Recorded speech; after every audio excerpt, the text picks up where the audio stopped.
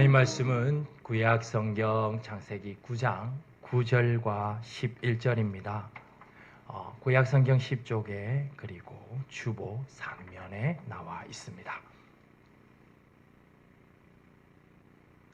제가 봉독하도록 하겠습니다. 내가 내 언약을 너희와 너희 후손과 내가 너희와 언약을 세우리니 다시는 모든 생물을 홍수로 멸하지 아니할 것이라. 땅을 멸할 홍수가 다시 있지 아니하리라. 아멘. 주를 향한 나의 사랑을 고백하며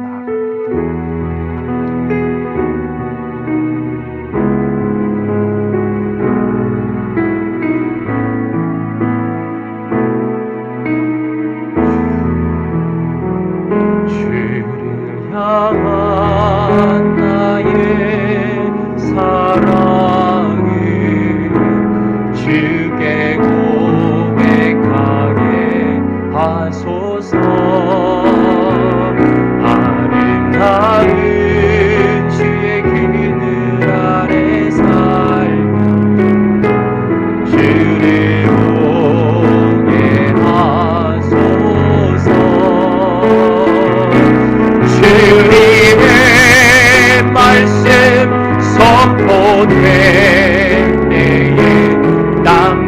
하늘 진동하리니 나의 사랑 고백하리라. 나의 의지 나의 힘을 그대로는 주의 속삭이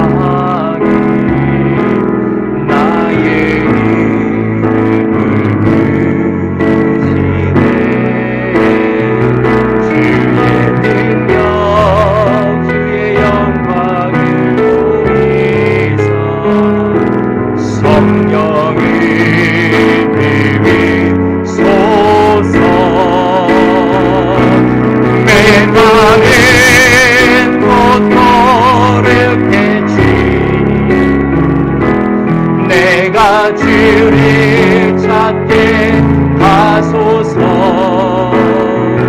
내 모든 것 주께 드리리. 나의 구주 나의 친구.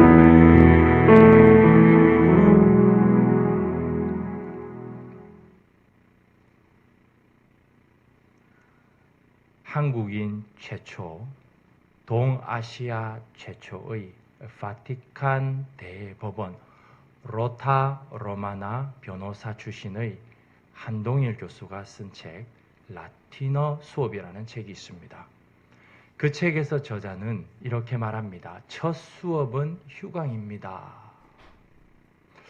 아주 어이없는 표현 같지만 저자는 이 휴강을 통해서 수업을 듣기 위해 온 사람들이 이 수업을 들어야 하는 이유를 진지하게 고민하게 만듭니다. 그리고 앞으로 이 수업을 듣고 해나가면서 어떻게 자신을 가꾸어 갈 것인가를 설계하게 만듭니다. 이것은 한 명으로 한 명의 그리스도인으로 살아가는 우리에게 지금 무엇을 멈추고 또 무엇을 돌아보아야 하는가에 관하여 통찰력을 제시합니다. 그리스도인인 우리가 궁극적으로 돌아봐야 하는 것은 무엇입니까? 첫째로 창세기 9장에 나타난 노아 언약에서 하나님께서 말씀하시고자 하는 것은 무엇입니까? 언약에 신실하신 하나님은 끝까지 참으시는 사랑의 하나님이십니다. 창세기 9장에서 사실상 이 언약이라는 단어가 처음 등장합니다. 물론 우리가 잘 알다시피 창세기 9장의 앞부분에서도 언약을 살폈습니다. 왜냐하면 언약은 말씀으로 맺는 약속을 의미하기 때문입니다. 창세기 9장 8절이 말합니다. 하나님이 노아와 그와 함께한 아들들에게 말씀하여 이르시되, 하나님께서 이렇게 말씀하시고 명령하시는 것을 우리는 언약의 문자적 의미 때문에 언약이라 여겼습니다. 대표적인 것이 창세기 2장 17절입니다. 선악을 알게 하는 나무의 열매는 먹지 말라. 내가 먹는 날에는 반드시 죽으리라 하시니라. 하나님께서 말로 하신 약속입니다. 언약입니다. 이것을 행위로 맺은 언약이라 하여 우리는 행위 언약이다 부릅니다. 그렇습니다. 하지만 창세기 2장에는 언약이라는 이 문자라는 단어가 나오지 않습니다. 그런데 창세기 9장에 나타난 노아 언약에는 언약이라는 단어가 정확하게 등장합니다. 그래서 사실상 노아 언약이 언약이라 부른 첫 번째 언약입니다. 창세기 9장 9절입니다. 내가 내 언약을 너희 후손과. 이것은 무엇을 의미하겠습니까? 이 언약이 앞으로 언약이라 불리며 등장할 모든 언약들의 모체가 된다는 의미입니다. 하나님께서 언약이라는 단어를 직접 사용하셔서 언약을 맺으십니다. 여기서 매우 흥미로운 것은 하나님께서 언약을 내 언약이라 부른다는 사실입니다. 내 언약입니다. 무엇을 뜻하십니까? 언약의 주체가 바로 하나님이심을 말합니다. 언약의 주동권이 누구에게 있음을 말합니까? 하나님께 있음을 말합니다. 언약을 맺는 노아, 그리고 노아의 후손, 심지어 모든 생물들은 단지 그 언약의 수혜자임을 뿐입니다. 그러므로 이 언약의 핵심은 사람이 아니라 하나님께 있습니다. 당시의 언약에는 두 종류가 있었습니다. 하나는 국제적인 언약입니다. 한 나라의 왕과 다른 한 나라의 왕이 맺는 언약입니다. 이것은 상대적으로 힘이 강한 나라의 왕에게 힘이 약한 왕이 조공을 들이면서 충성을 다하는 언약입니다. 이 언약을 맺을 때에 두 마리의 동물을 쪼개어 가릅니다. 그리고 걸어놓고 그 사이로 지나가면서 언약식을 행합니다. 이때 중요한 것은 힘이 약한 왕이 힘이 강한 왕에 대한 충성입니다. 만일 충성해야 하는 힘이 약한 이 왕이 강한 왕에게 충성하지 않으면 저 쪼개진 동물처럼 너도 될 것이다 라는 것을 보여주는 무시무시한 약속이 바로 이 언약입니다. 이것은 후에 창세기 15장 햇불 언약에서 하나님께서 쪼개신 고기 위로 사이로 지나가는 것을 통해서 더 자세히 살펴볼 것입니다. 다른 하나의 언약은 국내적으로 맺는 언약입니다. 이것은 왕이 신하에게 왕의 은혜를 하사하는 것을 가리킵니다. 신하가 세운 업적과 신하가 세운 공로로 인해서 왕이 신하에게 왕의 은총을 실질적으로 베푸는 언약입니다. 이것을 우리는 왕의 하사 언약이라 부릅니다. 우리가 오늘 살펴보고 있는 노아 언약은 바로 이 왕의 하사 언약입니다. 왕이신 하나님께서 창세기 6장에서 그 악한 가운데서 노아의 의로움을 보았고 그로 인해서 지금 왕께서 신하에게 하사하는 내용을 기록하고 있습니다.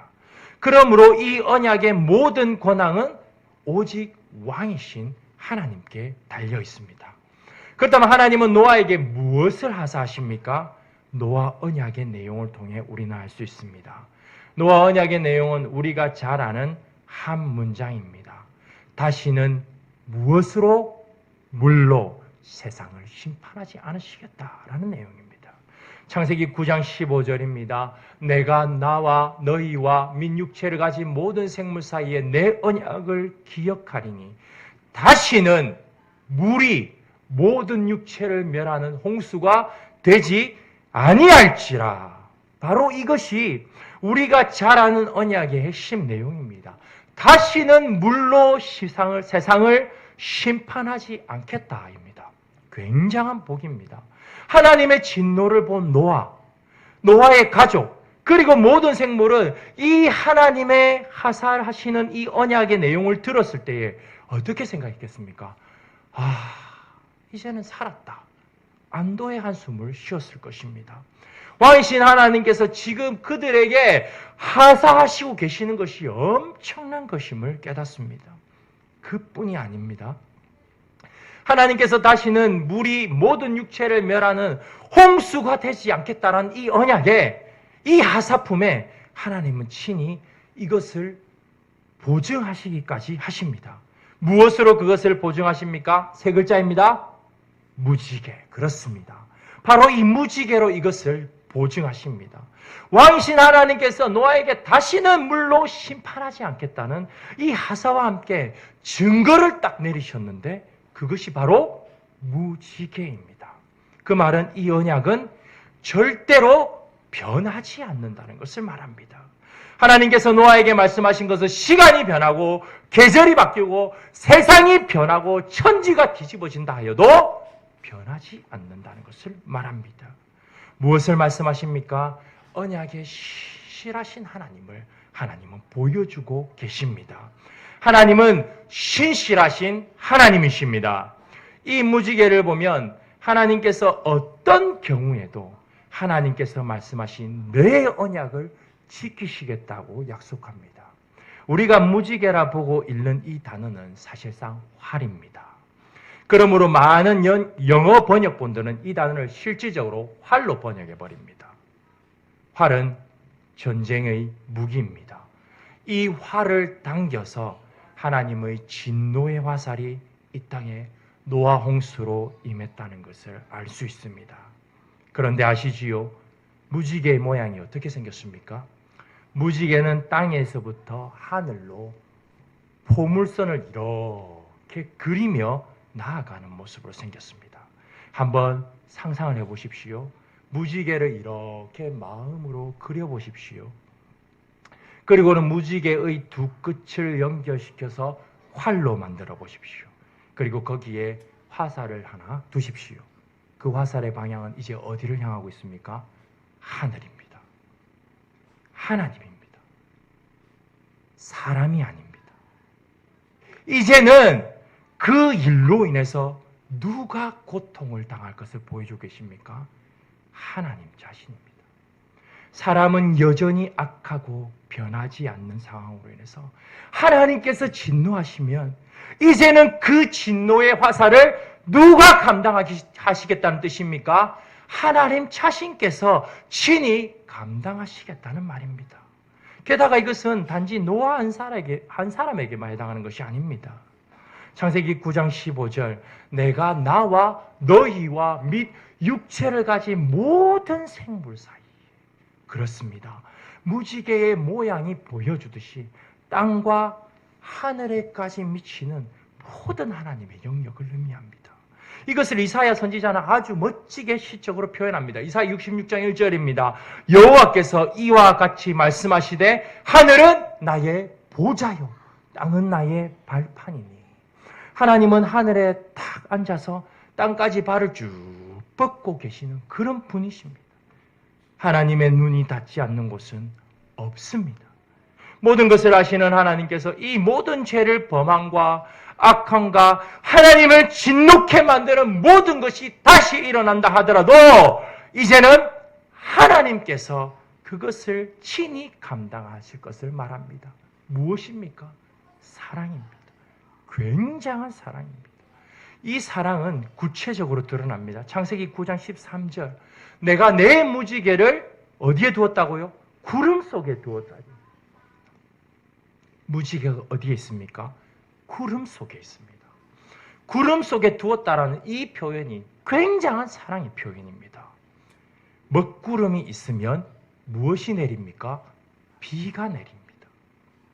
비가 내리면 사람들은 어떻게 되겠습니까?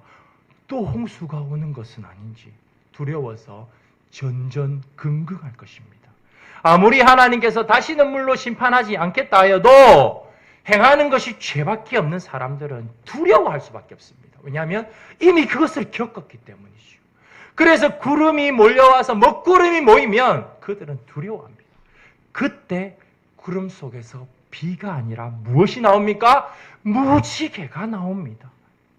비록 먹구름이 몰려와도 두려워하지 말고 언약을 불완전하게 여기지 말고 신실하시고 완전하신 그 사랑의 하나님을 이제는 우리의 눈으로 직접 보게 하십니다. 무엇으로요? 바로 이 무지개로. 굉장한 사랑입니다. 따라서 선지자들은 하나님의 오래 참으심, 끝까지 참으심, 말로 헤아릴 수 없는 그 사랑을 설명할 때 바로 이 노아홍수를 언급했습니다.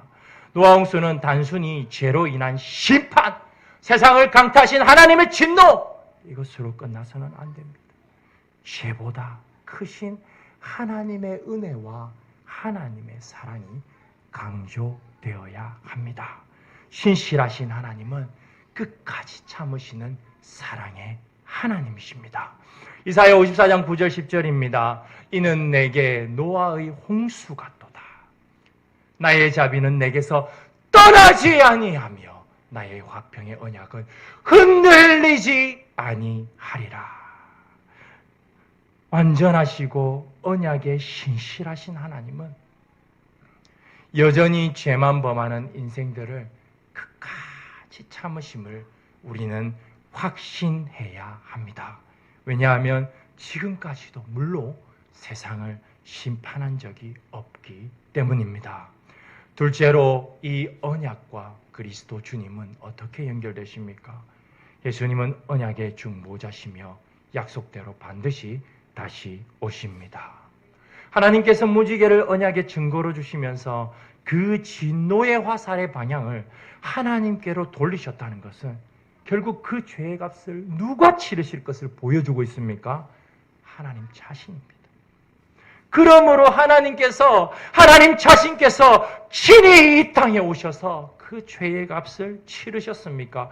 누구를 말하고 있습니까? 예수 그리스도, 하나님의 아들 예수 그리스도 주님이십니다. 하나님의 아들 예수님께서 바로 이 죄를 해결하기 위하여 이 땅에 오셨고 십자가에 죽으심으로 이 죄를 해결하셨습니다. 왜냐하면 죄의 삭은 사망이기 때문입니다.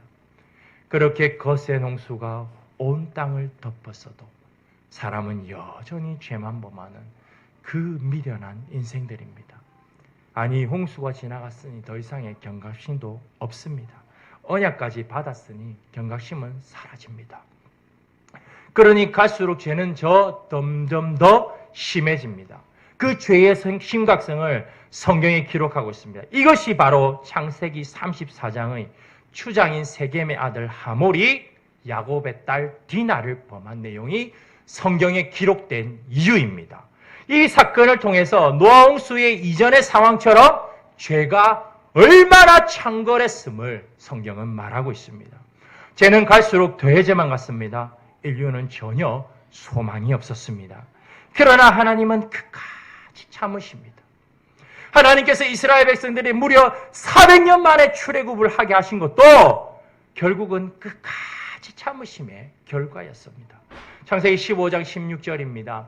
내 자손이 4대 만에 이 땅으로 돌아오니니 이는 아모리족 속의 죄악이 아직 가득 차지 아니함이니라 하시더니, 하나님은 노아와 맺은 언약으로 인해서 끝까지 참으십니다.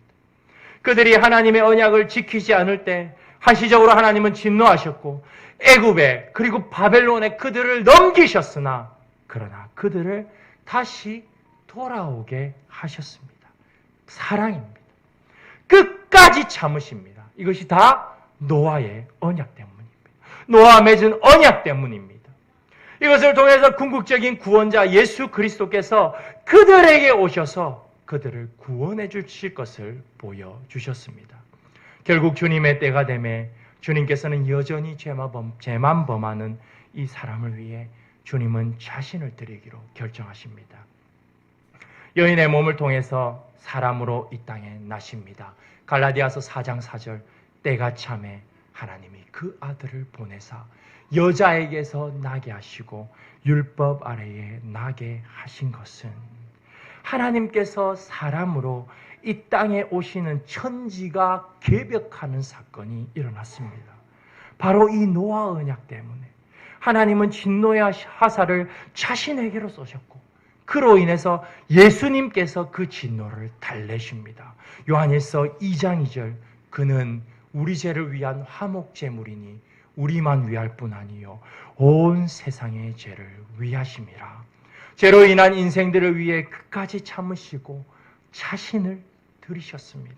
굉장한 사랑입니다. 그리하여 모든 죄를 다 깨끗하게 사해 주셨습니다. 하나님은 자신의 언약을 하나님 자신께서 친히 중보하심으로 언약의 중보자가 되셔서 이 언약을 몸소 친히 이루십니다. 디모데전서 2장 5절입니다. 하나님은 한 분이시요 또 하나님과 사람 사이에 중보자도 한 분이시니 곧 사람이신 그리스도 예수님이라. 그러므로 하나님이신 예수 그리스도 주님만이 하나님의 언약을 이루시는 언약의 중보자이십니다. 왜냐하면 그 언약은 하나님께서 말씀하신 내 언약이기 때문입니다. 그리하여 주님의 피값으로 여전히 날마다 순간마다 눈만 뜨면 죄를 범하는 우리 인생들에게 이제는 죽음이 아닌 생명을 주셨습니다. 우리에게는 예수 그리스도 주님께서 우리 안에 베푸신 흔적을 주셨습니다. 갈라디아서 6장 17절 우리 함께 읽도록 하겠습니다. 이후로는 누구든지 나를 괴롭게 하지 말라. 내가 내 몸에 예수의 흔적을 지니고 있노라. 아멘. 여기서 흔적이라는 단어는 옷의 상표처럼 옷에 딱 붙어 있는 것을 의미합니다. 옷의 상표가 어떤 것이 붙었느냐가 옷의 가치를 결정하지요. 그것처럼 이제는 우리의 몸에 예수님이 새겨져 있습니다. 우리의 죄가 깨끗하게 사해졌음이 이제는 우리 몸에 예수님으로 새겨져 있습니다. 따라서 이제는 비가 오나 눈이 오나 어떤 상황이 있으나 하나님의 언약은 변하지 않는다는 것을 우리는 우리의 몸으로 보고 느낄 수 있게 되었습니다. 그러므로 예수 그리스도는 무지개보다 더 뛰어난 언약의 보증이 되십니다. 히브리서 7장 21절 예수는 더 좋은 언약의 보증이 되셨느니라. 이미 우리는 언약의 보증을 받았고 그 언약의 보증으로 확신 있는 삶을 살아갈 수밖에 없도록 하셨습니다. 하지만 성경은 아직 주님의 재림이 남아있음을 우리에게 말하고 있음을 우리는 주목해야 합니다. 이 말은 무엇을 뜻하겠습니까? 우리의 몸에 새겨진 예수 그리스도 주님을 보면서 주님의 재림을, 주님의 반드시 다시 오심을 확신해야 합니다. 마치 사람이 먹구름이 끼면 비가 오는 것을 알듯이 우리의 몸에 새겨진 그리스도의 흔적을 보면서 우리는 주님의 다시 오심을 알고 또한 확신해야 합니다. 주님은 누가 뭐라 하여도 수많은 사람들이 오지 않는다라고 말해도 아무리 말하고 또 말해도 반드시 다시 오십니다. 그러나 정말 놀라운 것은 그 시기는 아무도 모른다는 점입니다. 주님은 도적같이 오신다고 말씀하고 있기 때문입니다. 베드로서 3장 10절입니다. 그러나 주의 날이 도둑같이 오리니 그날에는 하늘이 큰 소리로 떠나가고 물질이 뜨거운 불에 풀어지고 땅과 그 중에 있는 모든 일이 드러나리로다. 학부 시절에 저희 학교에는 기숙사에 가는 학생들은 과에 관계없이 신학과뿐만 아니라 기숙사에 가는 모든 아이들은 새벽기도에 출석해야 했습니다. 새벽기도의 횟수를 채우지 않으면 성적이 아무리 기숙사에 머물 수 있는 성적이 된다 하여도 기숙사에 거할 수 없었습니다. 새벽기도의 시간에 학기 개강을 맞이하여 부흥회를 하였습니다. 강사 목사님은 이렇게 말씀하셨습니다. 새벽이니까 이렇게 말씀하셨을 것입니다. 여러분이 새벽에 잠을 자고 있을 때 주님은 오십니다. 그러니 새벽기도에 빠지지 마십시오. 하필 잘 나가다가 하루 빠진 그날 주님 오시면 주님께 무엇이라 말할 것입니까? 참으로 우스갯소리 같지만 의미가 있습니다. 왜냐하면 우리는 주님의 오심의 시기를 알지 못하기 때문입니다. 그러나 온다는 것은 확실합니다. 주님께서 다시 오신다는 것은 확실합니다.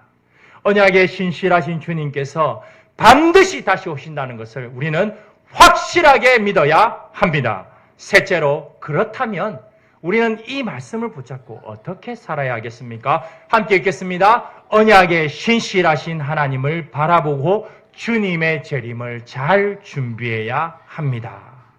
주님의 재림의 시기는 모르지만 주님께서 확실하게 온다는 것은 우리를 혼란스럽게 만들기 위함이 아닙니다. 대신에 우리를 주님의 크고 두려운 날을 위해서 훈련시키시고 준비시키십니다. 분단된 국가의 군인이 항시 훈련을 하는 것은 그 시기는 모르지만 다가올 전쟁이 있기 때문에 준비하는 것입니다. 따라서 하나님의 언약의 백성들은 그 날을 위해서 훈련되고 준비되어야 합니다. 무엇보다 우리의 삶은 종말론적인 삶임을 인지하고 우리의 지금 살아가는 현재가 마지막과 다 있다는 것을 인지해야 합니다. 따라서 교회는 이 땅에서 하나님 나라의 관문으로서 하나님 나라를 보여주어야 합니다. 이 지역에 선을 베풀고 지역의 필요에 민감하고 지역을 섬기고 지역을 품고 궁극적인 하나님 나라를 보여주어야 합니다. 정말 이 시간 구합니다. 하나님께서 우리 교회를 통하여 이 지역에 하나님 나라가 능력으로 임하는 것을 보여주시기를 소망합니다. 다음으로 성도는 주님의 재림을 확신하고 잘 준비해야 합니다. 언약의 신실하신 하나님은 반드시 예수 그리스도 주님을 다시 보내시겠다고 약속하셨습니다. 하나님이신 예수님은 승천하시면서 반드시 다시 오시겠다고 이미 제자들에게 약속하셨습니다. 사도행전 1장 11절입니다. 이르되 갈릴리 사람들아 어찌하여 서서 하늘을 쳐다보느냐. 너희 가운데서 하늘로 올려주신 이 예수님은 하늘로 가심을 본 그대로 오시리라 하였느니라. 주님은 반드시 다시 오십니다. 우리가 그것을 인지하지 못하고 살아가도록 우리의 상황이, 우리의 환경이 그렇게 만들 뿐입니다. 제가 제 친구에게 복음을 전하면서 이렇게 말했습니다. 구원은 오직 예수 그리스도를 믿어야 받을 수 있다. 그래서 제 친구가 이렇게 말했습니다. 어쩌면 이것이 이 시대 현실입니다. 지금은 너무 바빠서 구원에 신경을 쓸 여유가 없네. 이렇게 말했습니다. 성도인 우리는 어떻습니까? 지금 내 목구멍이 포도청인데 재림을 생각하고 재림을 준비하고 그 나라를 위해 훈련되는 것이 과연 무슨 의미가 있는가? 이 현실을 살아가는 것도 전쟁 같은데 무슨 재림을 준비하라고? 그래도 우리는 주님의 재림을 잘 준비해야 합니다. 르 미제라블을 쓴 프랑스의 작가의 빅토르 위고가 한 말을 우리는 아주 잘 알고 있습니다. 오늘의 문제는 싸우는 것이고 내일의 문제는 이기는 것이고 모든 날의 문제는 죽는 것이다. 이것을 성도에게 적용하면 이렇게 됩니다.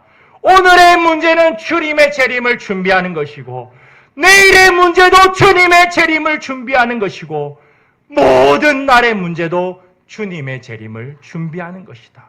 왜냐하면 주님은 반드시 다시 오시기 때문이다. 이렇게 말할 수 있습니다. 주님의 재림은 더디 오는 것이 아닙니다. 단지 하나님의 시간표를 따를 뿐입니다. 베드로서 3장 9절입니다. 주의 약속은 어떤 이들이 더디다고 생각하는 것 같이 더딘 것이 아니라 오직 주께서는 너희를 대하여 오래 참으사 아무도 멸망하지 아니하고 다 회개하기에 이르기를 원하시느니라. 주님께서 아직 오시지 않은 것은 하나님의 시간표가 멀었기 때문입니다. 아직까지 회개하고 돌이켜야 할 자들이 있음을 말합니다. 그 사람들이 누군지 우리는 모릅니다. 그래서 그 사람들이 누구인지 알아보기 위하여 오는 금요일 오전 10시부터 우리는 트리니티 금요 전도대가 이들을 찾으러 세상으로 나갑니다. 시간이 되신 분들은 오셔서 함께 하시면 좋겠습니다. 명심합시다. 성도의 날의 모든 문제는 주님의 재림을 잘 준비하는 일입니다. 마지막으로 우리의 자녀들에게 말합니다. 교회 학교 아이들 잘 들으세요. 자녀들아, 예수 그리스도 주님은 약속대로 반드시 다시 오신단다. 이것은 현재형이란다. 너희들이 예수님을 잊고 살 때도, 유튜브 쇼츠를 보면서 즐거워하며 그냥 세월을 보낼 때도, 학교에서 열심히 공부한다고 세상을 살아갈 때도 주님의 오심은 현재형이란다. 계시록 20장 20절. 내가 속히 오리라. I come quickly. 봐, 미래형으로 말하지 않잖아. 주님의 재림을 믿고 준비할 수 있는 때가 정해져 있다는 것을 말한단다. 주님은 언제 오실지 아무도 모른단다. 주님이 오시고 난 뒤, 내가 주님을 믿었다고요. 교회 다녔다고요. 우리 아버지가 교회를 얼마나 잘 다니신데요. 울부짖어도, 그렇게 울부짖으며 다리를 잡으면 매달려도 그때는 이미 모든 것이 늦단다. 부모로서 너희들에게 제발 부탁한다. 제발 늦지 말아라. 때는 정해져 있단다. 우리 모두 때가 정해져 있음을 다시 한번 이 말씀을 통해 마음에 새기기를 원합니다. 언약의 신실하신 하나님께서 반드시 예수 그리스도 주님을 보낼 것을 확신하기 원합니다. 성도의 모든 날의 문제가 주님의 재림을 준비하는 것이 되기를 바라며 이 말씀을 전해 드립니다. 아멘. 찬송가